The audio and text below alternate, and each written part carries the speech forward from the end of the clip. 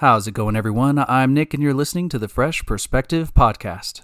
In this episode, we will look at 5 strong reasons that scientists have to accept the Big Bang as the most accurate model to explain the shape, expansion, and composition of our universe. What does the evidence actually show? Is the Big Bang really the best explanation for what we observe? We will get right to it in just a moment.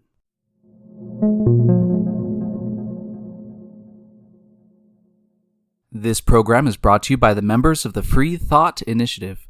We help those in need of an inclusive, supportive, and free-thinking community by hosting public discussions on moral philosophy, healthy living, and science to improve the cohesion, health, and scientific literacy of our society. Everyone is welcome, regardless of personal religious belief, political leanings, etc., to participate in person in these open and civil discussions. To find a free thought forum meeting near you, to start your own local group, or to become a member and support this program through monthly donations, please visit freethoughtforum.org.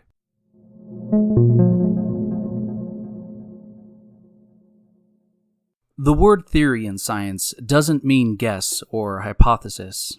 A scientific theory is a rigorously tested model, system, or idea that can explain several observed phenomena at once. It is the highest form of scientific certainty, the best explanation in its field so far. A theory explains the facts, which are based on the best possible evidence. The Big Bang, for me, is one of the most bizarre of the prominent scientific theories. It seems too strange to be science fiction, but also too outlandish to be scientific fact. Things like evolution by natural selection, thermodynamics, germ theory, and Newton's law of motion, once understood well enough, mesh very well with our everyday experience. But this is a moot point, isn't it? The universe really doesn't care about making things easy for us. It doesn't have to be at all intuitive. Science isn't about what can be comfortably understood. Rather, it seeks to uncover the facts of nature, whatever they may be. Many of its opponents describe the Big Bang Theory as a type of conspiracy drawn up by atheists to contest against a belief in a god. This is ironic to me because many fundamentalist creationists have claimed the prospect of a Big Bang as a win for their argument that the universe had a beginning and was not merely eternally present. At the time of its conception, as is still the case for many theologians today, the Big Bang was seen as the smoking gun of creation, leaving egg on the face of all of the scientists who were more content with a static universe model. But as I said, the universe itself really doesn't care about our theological or philosophical debates. Real science has never been about scoring points for your ideological team. Real science happens when we take our beliefs, presumptions, and prejudices and stuff them in a sock drawer. Only then are we ready to see things as they really are. Of course, this is easier said than done. Even Albert Einstein, whose theory of general relativity predicted an unstable universe with a beginning, personally favored the static and eternal model for the universe. However, true to form, the scientific community has been confronted with strong empirical data and evidence, and has shifted its position, now declaring the Big Bang Theory to be the most accurate representation of the past and present state of the universe. What pieces of evidence could possibly have swayed an entire world of cosmological experts? How could such a bizarre theory become so mainstream? Well, I'm glad you asked. Here are 5 examples of strong evidence that supports the Big Bang. 1. The Hubble-Lemaitre law and redshifted galaxies. Let's turn back to the early 1920s. The United States was becoming a world power, flappers danced to the Lindy Hop, and every astronomer understood that we were surrounded by stars and smudgy nebulae, bright clouds of space dust, found all over most of the universe, a universe that was generally understood to be filled, mostly, by the galaxy, the Milky Way. In 1924, in an observatory in California, Edwin Hubble made 2 groundbreaking discoveries that would change our view of the cosmos forever. First, he observed that these blotches and smudges in the night sky weren't just dust clouds. You see, an astronomer and computing genius named Henrietta Leavitt had discovered that certain stars, known as Cepheid variable stars or standard candles, had a known absolute magnitude, allowing astronomers to calculate their distance. Hubble was able to find these stars in the blotchy nebula around us, and found that they actually belonged to entirely different galaxies, millions of light years away at the very least. Hubble had solid proof that ours was only one of many galaxies in the universe. Second, Hubble noticed something strange when calculating the distance between us and other galaxies. They were all moving away from us. The light from these galaxies was slightly redshifted. In fact, the further away they were, the faster they appeared to be moving. These observations must have been puzzling. Luckily, a Belgian Catholic priest and physicist named Georges Lemaitre, I'm not sure how it's pronounced, a man who is usually credited as the first proponent of the Big Bang, could explain what Hubble observed. Lemaitre was a fan of Einstein's theory of general relativity. On that foundation, he was able to calculate that in the past, the universe must have been much smaller, only to have expanded. This would explain why Hubble and every single astronomer after him, with sufficiently powerful hardware, can detect that these galaxies are, in fact, still moving away from one another. Today, we understand that what I just said is actually not quite right. You see, the galaxies are not moving away from each other on their own. In fact, it is the space between them that is stretching out, like water currents moving two floating leaves away from one another. Perhaps the best metaphor for this comes from a simple demonstration that you can perform at home. Take a new balloon and, with a marker, create dots all over it. They will appear to be close together. Now, when you slowly blow up the balloon, take note of how each dot seems to fly away from its neighbors. This is a two-dimensional surface that behaves similar to how the fabric of space-time is indeed stretching and warping between the galaxies of the universe. But what is all this talk about redshifting? The reason why this is such a big deal is because redshifting is exactly what we would expect the light from distant stars to do if they were indeed traveling through space-time that is stretching. If you stretch out light, it becomes redshifted. If the universe was collapsing, like a deflating balloon, then all the light from distant galaxies would be blue-shifted. The red shifting of light waves is similar to the collapsing or stretching of sound waves. We can hear this happen when a noisy ambulance or other vehicle flies past us.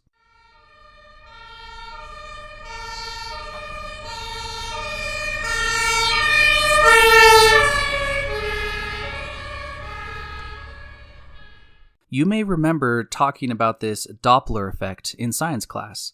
The pitch of the sound is warped based on our position relative to the ambulance, its speed, and its direction. Light behaves in a similar way. Put simply, the first big form of evidence for the Big Bang is the redshifting of galaxies, all of which are observably moving away from us. It then logically follows that if we can look back in time, we would find that all of the stars and galaxies of the universe were closer together. The further back we go, the closer together they would be. 2.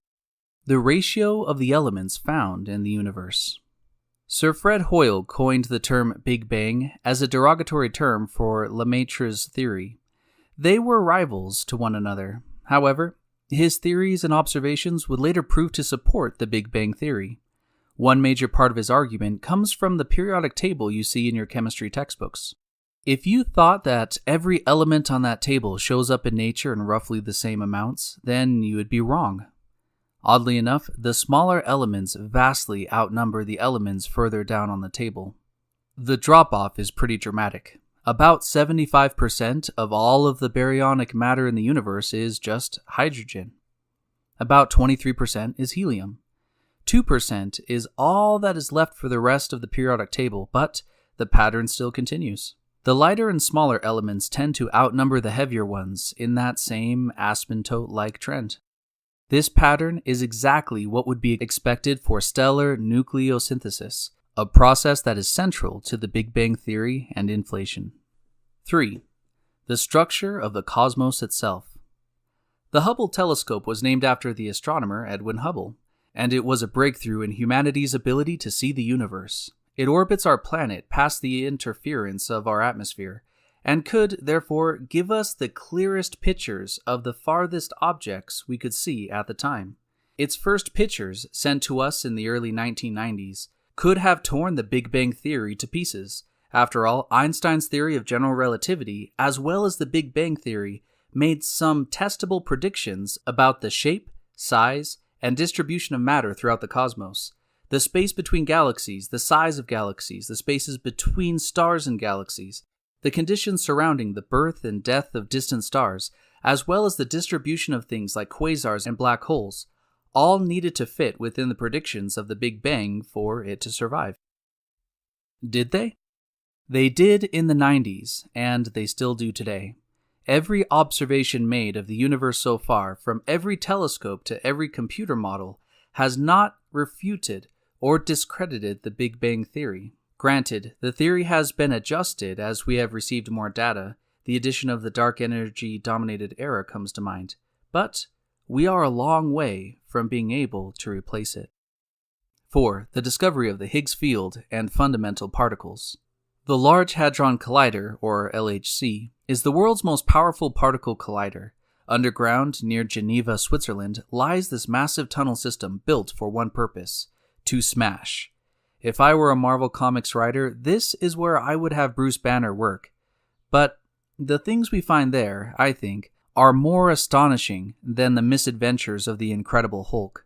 When it comes to particle physics, reality really is stranger than fiction. In particle colliders such as the LHC, our understanding of particle physics, quantum mechanics, and the Big Bang singularity itself are constantly tested.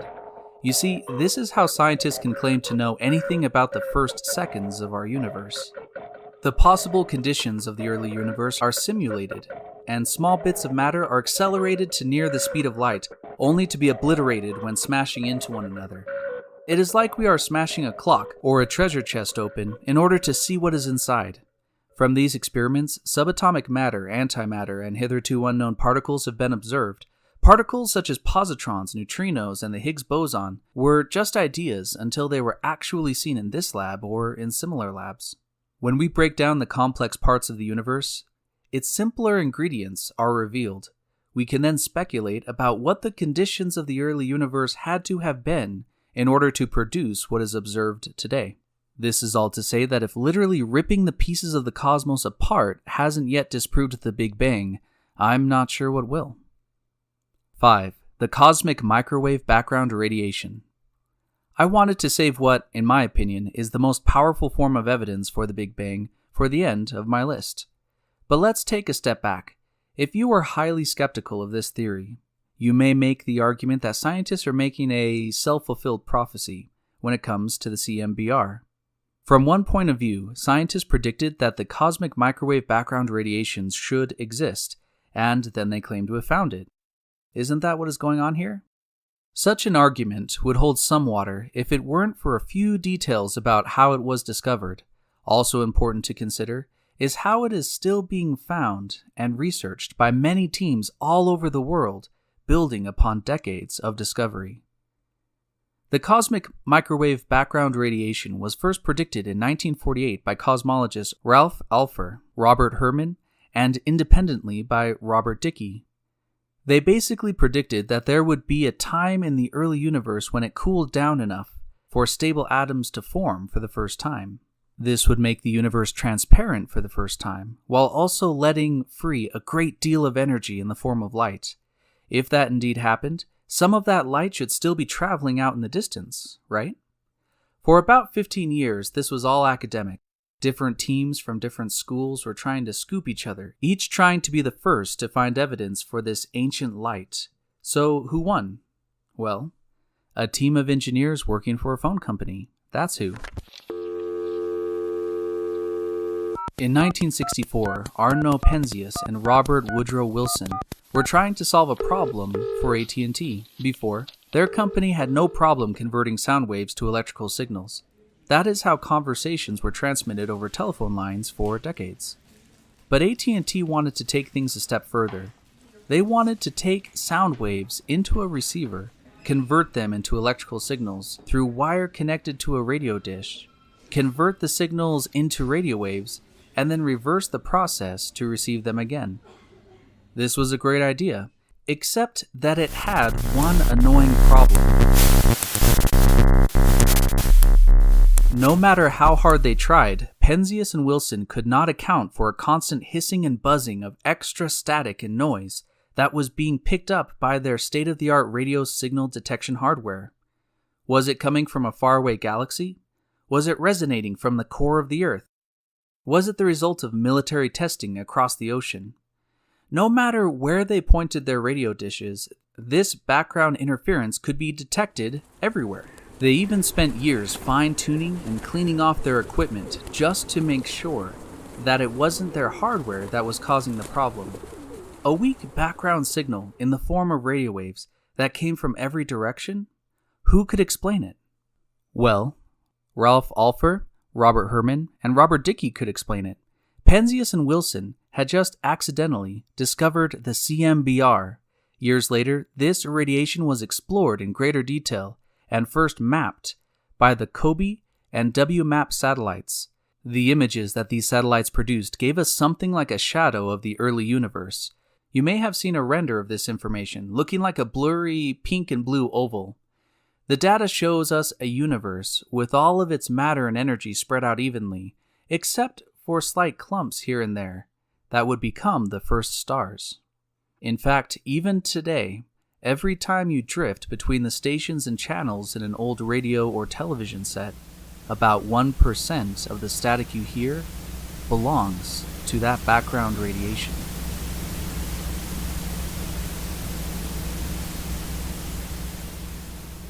This changed everything. This was literally a baby picture of our universe.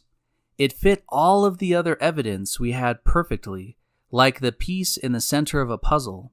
The cosmic background radiation is predicted by the kind of fundamental particle interactions demonstrated by the Large Hadron Collider. It shows the expected structure of the early universe, giving us a transitional fossil from the Big Bang to today. It supports stellar nucleosynthesis and what we would predict of the elements present after the Big Bang. And it is in the form of radio waves, redshifted over time and the stretching of the cosmos, similar to what was observed by Hubble decades ago. That is all I have for you today, but the conversation continues across social media and in the comment sections below. Do you agree with today's message? Am I mistaken about some detail? How can I better elaborate on this topic in the future? Feel free to share your perspective.